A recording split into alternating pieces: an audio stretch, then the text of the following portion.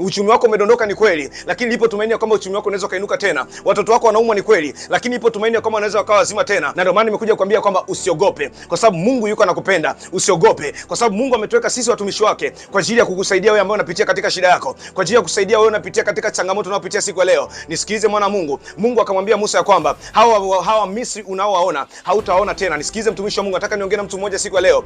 Kwenye maisha yako umekuwa na matatizo gani ambayo yamekuwa kama Misri? Inawezekana Misri ni majaribu ambayo unapitia. Inawezekana Misri ni magonjwa unayopitia. Lakini siku ya leo nataka nitamke neno juu ya maisha yako, mamlaka ya jina la Yesu Kristo aliye hai, ya kwamba hawa Misri unaoona juu ya maisha yako hautawaona tena. Ni no matter umeteseka kwa mara ngapi, no matter umezunguka wapi na wapi mwana Mungu, lakini siku leo nataka nikupe neno moja la imani ya kwamba haya matatizo unayoona hautayaona tena. Uko na shida mwana Mungu, uko unaona kuna magonjwa yanakusumbua uelewi, uko unaona kuna matatizo yanakusumbua uelewi, tafuta kwa namba zangu za simu ambazo zitakuwa zinapita hapo kwenye kioo chako, na uniambie mtumishi wa Mungu, ninahitaji uniombee kitu fulani. Mimi sijui mwana Mungu, maisha yako unajua wewe mwenyewe. Chukua hatua ya imani siku leo, chukua hatua ya imani. Sikilize, ukikaa hapo kulia unavolia hivyo unavolia kila siku, shetani hawezi kukuonea huruma. Wachawi hawezi kuonea huruma kwa sababu unalia sana. Wachawi hawezi kuonea huruma kwa sababu unateseka sana. Ila utakapochukua hatua moja ya imani ya kwamba okay, Mungu mimi nimeteseka sana, lakini siku leo naamua kumtafuta mtumishi wa Mungu aweze kunisaidia, aweze kuniombea. Okay, Mungu mimi nimeteseka sana, lakini siku leo nataka nifike Kimatemboni pale Victoria's Genesis Hall. Niko nataka niende kapokea uponyaji wangu.